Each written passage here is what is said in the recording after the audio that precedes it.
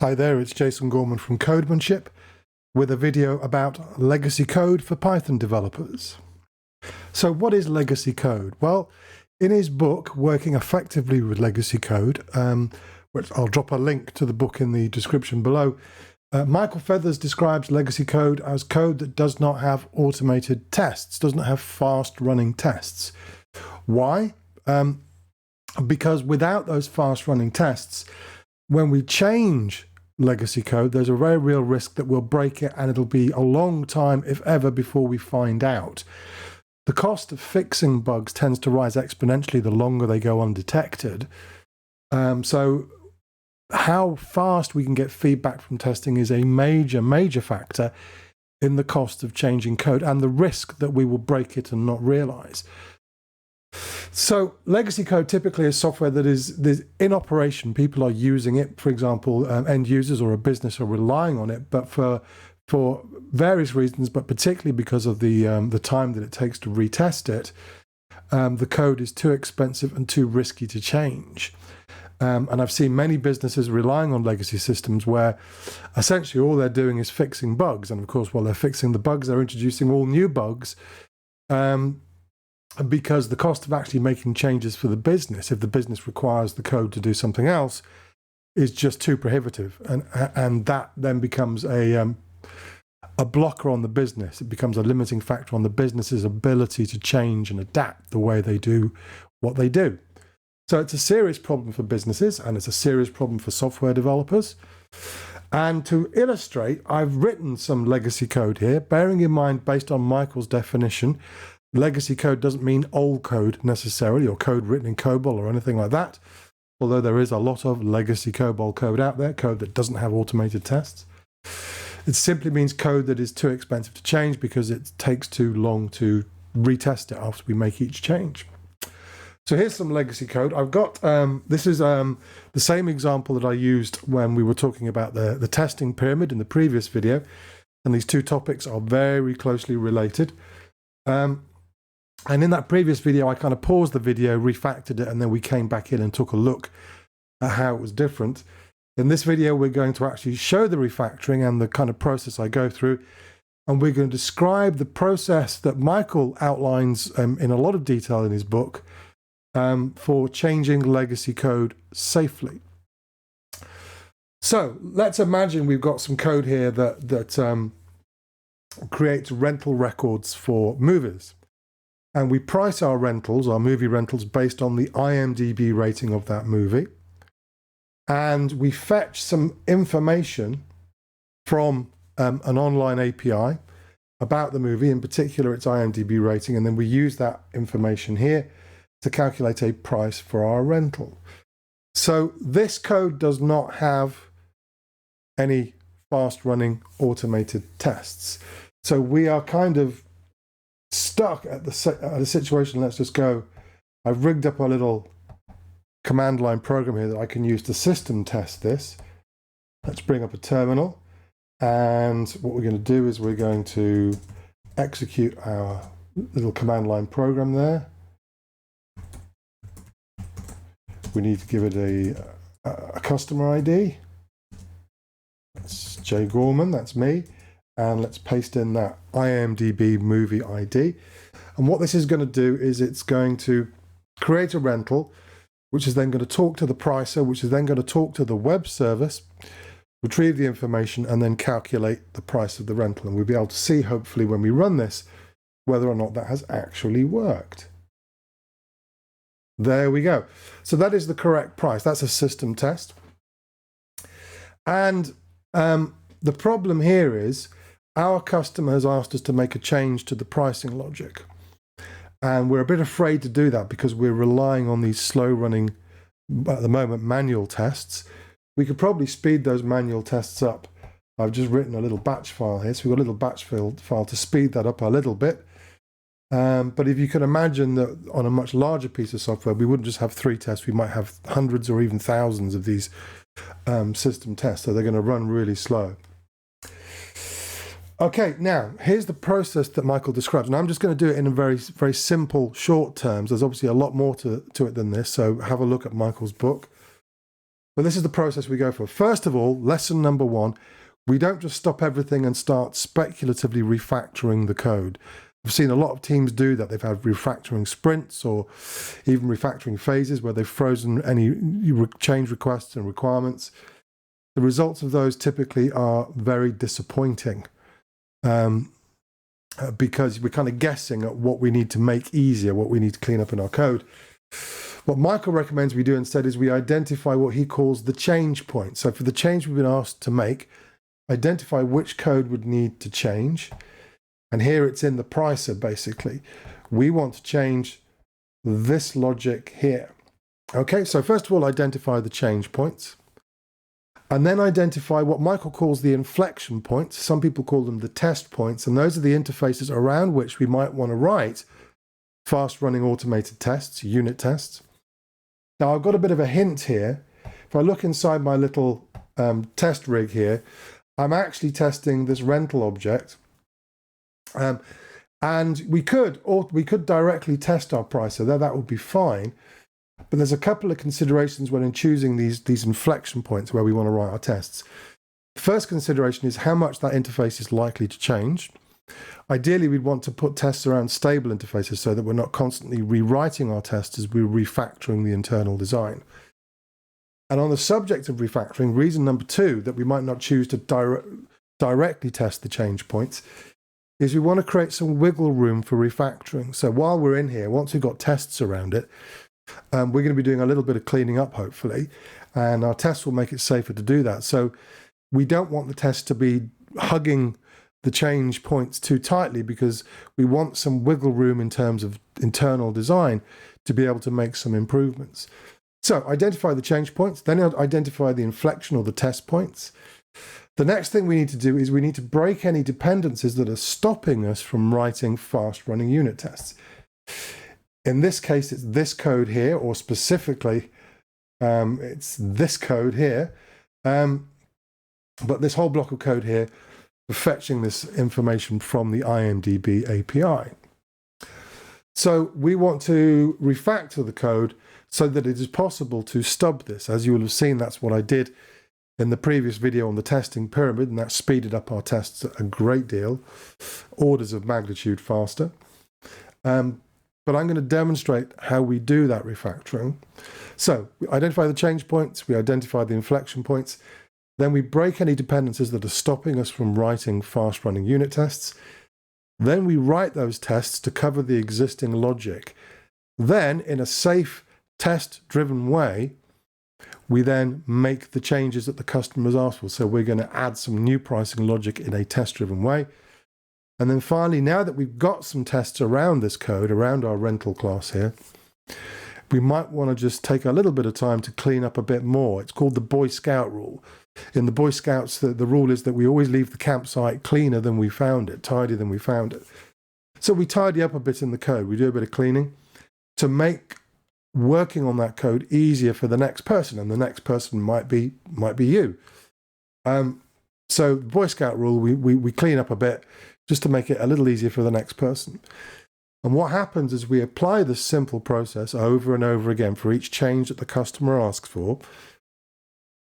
We start to build up more and more test coverage, so we're getting more and more fast-running tests. And the code that we're changing and the code around it, if we've chosen the right inflection points, starts to get more maintainable, starts to get easier to change. And over time, over the weeks and the months and maybe the years, depending on how big the system is and how nasty the code is, a system that is prohibitively expensive to change can become a going concern again. And I've worked with clients where we've seen that over a period of months begin to sort of kick in, where we've been measuring the cost of making changes to the code. We've noticed that the cost of changing the code has started to come down quite dramatically. And also the bug counts start to come down quite dramatically because we're getting more and more fast running tests. So we get cleaner code and we get more reliable code. And that usually is good news for the business. So I've seen legacy systems being rehabilitated over time, and they're now seen as, live systems, and there's a healthy backlog of things that the business wants, that they've been waiting for years in some cases. and that they can suddenly afford to do again. It's suddenly safe and economical to do those changes. Okay, so let's do this refactoring. Now, before I start, just a little word about, I'm using PyCharm here. One of the reasons I'm using PyCharm, because I know that more stripped down editors are popular with Python programmers. But the reason I'm using it is because of this menu here, the refactor menu. I like my automated refactorings. I use them quite a lot, and they make refactoring much easier and much safer. There are people who will say, when they're talking about changing legacy code or refactoring legacy code, they'll say, well, if you're using the automated refactorings, they're guaranteed to be behavior preserving. They're guaranteed not to break your code. Now, would this were the case? If only. I think even if you're using automated refactorings, there is still a need to retest your code. So here's some tough advice, bit of tough love. Even if you have to test this thing manually, you should still retest it to give you confidence after each refactoring that you haven't broken it. Because many times I haven't done that, and I've realized that I've broken the code, and then it's been a real kerfuffle, a real hassle to get it working again. So I choose not to do that. I retest manually. Well, in this case, I retest using my little batch file here. So it's not going to be too onerous. Let's just run our little batch file there and check that it's all working. There we go. So just inspecting those prices, they look okay. And we can also see, as we took a look in the testing pyramid video, we can get a feel for how long those tests took to run. So look at the start time there. And then we look at the end time. So yeah, it's just over a second, getting on for a second and a half there. So if we had hundreds of these tests, it would be a bit of a pain, wouldn't it? And if we had to test it manually, of course, then, well, we're just going to have to suck it up, I think. Now, okay, let's do the refactoring now that we're confident that the thing is working before we start. First thing that jumps out at me here is static methods. I'm not a fan of static methods because they're quite difficult to substitute. Easier in a language like Python, but still a bit of a pain. So the first thing I'm going to do is I'm going to make these non-static. Let's make this method non-static. And if we take a look inside the rental, that shouldn't make any difference. It still gets called the same. So I've just done a little refactoring there. And even if you have to test it manually, you should still take some time to retest it. Now, see, that's why. Because I did it manually. If it's supposed to be an instance method, it should have two parameters. There we go. We're back in the room. It's working again. So it is important to retest, even if that is a major pain in the you-know-what. The next thing we need to do is let's get this code on its own. So we're going to put this in its own method. Let's call it, I don't know, fetch movie. And that takes the IMDb as the parameter. And again, I've just done a little refactoring there. And the theory is that if we do that using an automated refactoring, it will not break the code. But take no one's word for it. Retest. Now, if it really is like you're having to like build the thing and deploy it and onto a web server to test it, which can happen, then maybe you would do 2 or 3 refactorings and retest. The lesson here is don't make too many changes before you retest it. Okay, so that's on its own, and what we want to do is we want to put that in its own class. So this is not a refactoring that can be automated in PyCharm. So we're going to do this one manually. Let's call this IMDb.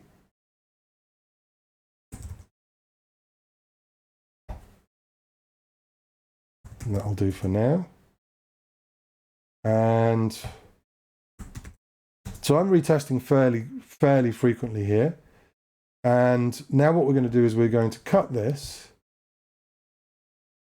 And where we've got self there, we're going to imagine we have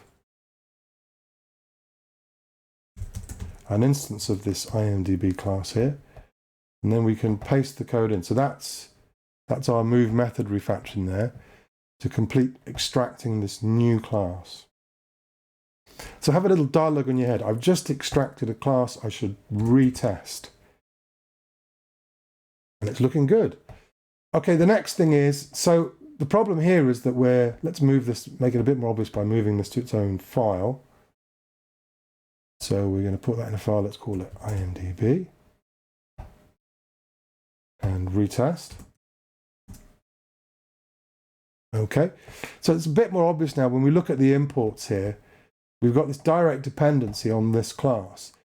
What we want to do is we want to make it so that we can stub this, so we can create a test double that's going to return a hard-coded set of movie information for our unit test. So what we're going to do is we're going to introduce a field first of all, and we're going to initialize that in the constructor. So let's do that.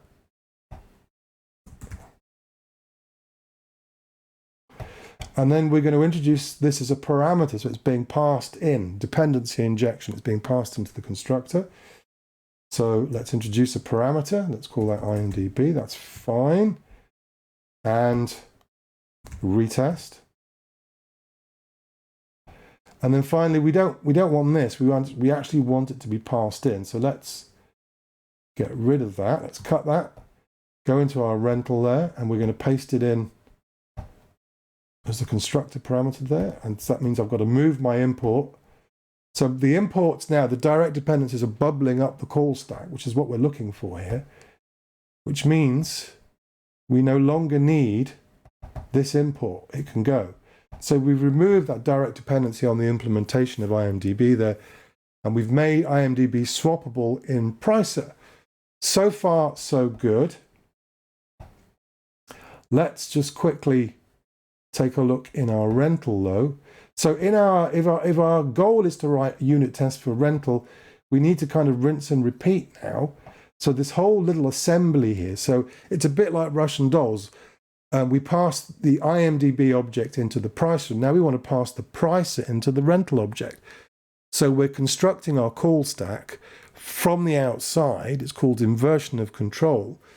So that the client, the ultimate client, in this case it'll be the test code or our program, our command line program, will decide what implementations to use. So let's rinse and repeat. We're going to create another parameter here because this is a constructor. So we can just pass it straight in. Okay.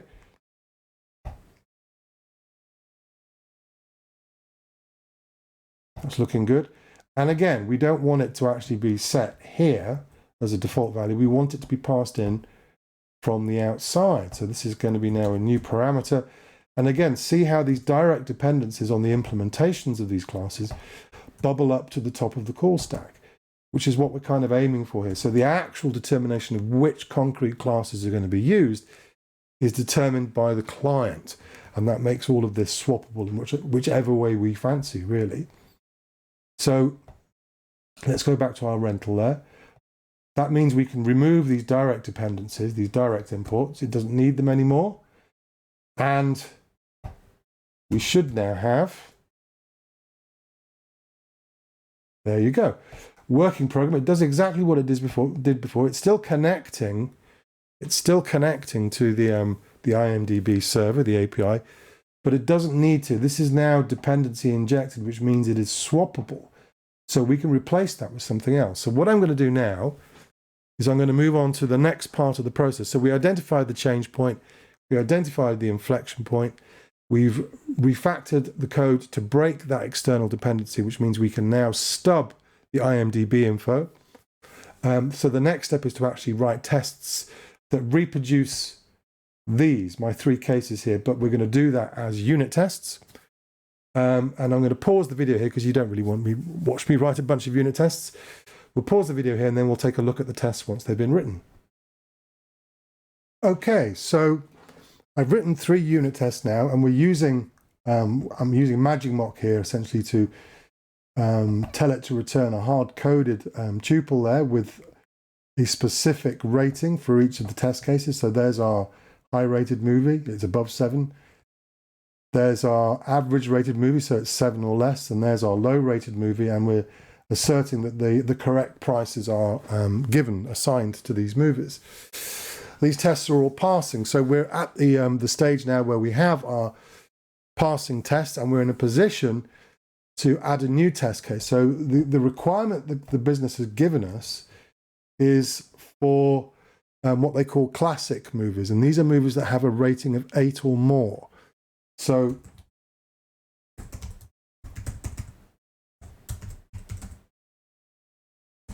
we add an extra £1 for a classic movie. So not £4.95, but £5.95. Okay. So we're in familiar territory now, good old TDD. So we're saying the price of this should be £5.95. And that's our video price. And working backwards from there, let's create our rental. So here we can see how we're kind of building the rental like Russian dolls. So we're passing in the pricer, and into the pricer we're passing in an IMDb stub. I think there's extra information we need there. So it doesn't matter who the user is, and it doesn't matter what the IMDb ID is, because that's not what this test is about. Since we're not actually fetching real movie information, it's not important. What matters is these numbers here, the IMDb ratings that we say we want to use. Okay, and we're now going to, oh yeah, we need to assign the video to it. So working backwards from here,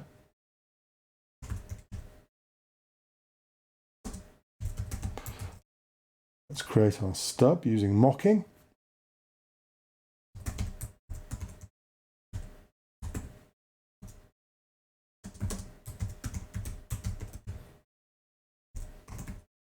And that's going to return this tuple of, well, let's give it a rating of, so we say 8 or more, so let's go on the boundary there. 8 should trigger this, and doesn't matter, again, doesn't matter what the movie title is, not about the movie title. So if we run this test, we should have a failing test. Okay, our assertion is failing there. There we go. Expected £5.95, but was £4.95. And what we can do now in a test-driven way is do the simplest thing to make that pass. So if we go into our pricer here, if we're saying the rating is greater than 8, basically the easiest way to do this would be to just add another £1 if it's greater than 8. So it'll add £2 essentially.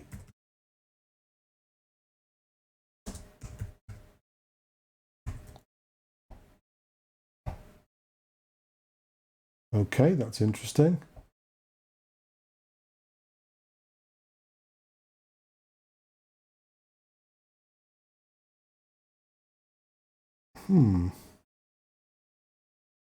What have we done there? Did I save that?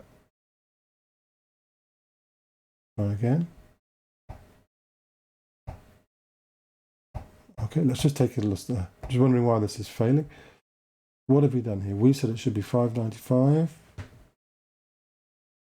Ah, greater than or equal to 8. Yes. So the client said 8 or more. So I've just, this happens, you know. This is why we do acceptance testing.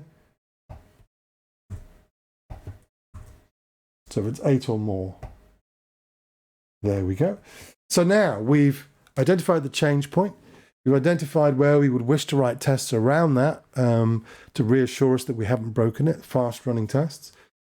We break any dependencies that are stopping us from writing those tests, and then we write the test to reproduce to check the existing logic. Then in a disciplined test-driven way, we make the change that the customer's asked for. So we make the change easy, and then we make the easy change, as it were. And that's all done nice and safely. And now we're in here, and we've got a bunch of unit tests and et cetera, going on there. Let's see if there's anything we can clear up here. So I'm not going to do a refactoring here because I think this is going to be the end of the video. But this is starting to look a bit duplicated to me. It's starting to look like there's a pattern here. So I might be able to do something a little smarter that would make it possible, for example, for us to dynamically change these, or at least to get rid of this duplicate code. We've got 4 examples really of calculating prices that look very similar. So I would have a little think about that, and I'll probably find a way to clean that up. There are other improvements we could probably make as well. So while we're in here, we make those improvements. We clean the campsite, and we leave it cleaner than we found it. so that the going is easier for the next person who needs to maintain this code. So there you go. That's how you change legacy code safely. You identify what code needs to change. You identify where you would wish to write tests to make sure that that change hasn't broken anything. You would break any dependencies that are stopping you from writing those fast-running unit tests. And then you would write the tests. And then in a disciplined, safe, test-driven way, you would make the change that the customer is asking for. And then while you're in there, and now that you've got tests, just do a bit more cleaning up. Just make the code easier to understand, or remove some duplication or anything else that you think will help the next person who has to work on this code. And over time, you can turn even quite large code bases around, but you need to be patient. Now, here's the difficult conversation, just to finish off this video. There's every likelihood, if you've been a developer for a while, that you have mentioned words like unit test and refactoring when discussing making changes, particularly when estimating the time that you might think you need to make a change to legacy code. Here's a word of advice. Do not mention those words. Do not have a discussion with a project manager or a customer or a product owner about how you're going to make the change. Because if you make things like writing unit tests and refactoring line items in an estimate, 9 times out of 10, your customer or your manager will veto that and tell you not to do it. So it always feels like you're asking for permission. Don't ask for permission. If it needs to be done, do it. If you want to make the change safely, make the change safely and do what is required. Rest assured, if you decide to skip it and think, well, I'm not going to bother writing the tests and I'm not going to bother doing any refactoring, it's probably going to end up taking you longer to make the change or if it doesn't take you longer to make the change, there's every chance that you end up breaking the code and it's going to cost someone else a lot more time downstream, a lot more time later when that bug is discovered. So you kind of need to pay the legacy code tax, if you like, and don't give the customer the option to not pay it. Because if you don't give them that option, if you just go ahead and do it, in the long run, you are doing them a favor. The cost of changing code on that system will start to come down and future changes will get easier, on top of which you'll be delivering a change that actually works and you won't have broken the code. So they end up in the long term with more maintainable and more reliable software, and that's in their best interest. So don't give them the opportunity to veto that. Don't give them the opportunity to shoot themselves in the foot. They're not really qualified to have that conversation. You're the one doing the work. You must do the work the way you think it should be done. So there you go. That's how you make changes to legacy code safely. That's how over time you can start to turn around a legacy system to make it more of a going concern for your business and for your end users. Now, we've got one more video to go in this series for Python Codecraft, and that's on a rather more advanced topic that becoming more mainstream, and that's called continuous inspection. So ring the bell for notifications, subscribe to be kept informed of forthcoming videos. We're very close to the end of this series, but there'll be more videos. The next series that is planned is going to be on Python architecture. So we're going to scale all of this up and talk about all sorts of things like visual modeling and architectural principles and all that kind of good stuff. So one more video to go in this series. Hopefully we'll get it out this week. Getting rather busy at the moment, but it'd be nice to have the complete set. And also, if you know any JavaScript, C# or Java programmers who might find these kinds of videos useful, you may have noticed that we have the complete series for all of those languages up now. So, get the word out, tell your friends, as it were. And one final word on this, of course, is that we are available for training in person. Well, not in person these days. We do it all online, but it is live with a live instructor, me, usually. And coaching as well. So if you've been trying to apply these ideas to your own code at work, or maybe your team is trying to apply them and you're using these videos as inspiration, it might be worth dropping me a line if you've been having some difficulties or you can't see how it applies to what you're doing, to talk about potentially doing a bit of coaching. So there's the plug over. There you go. That's legacy code in Python.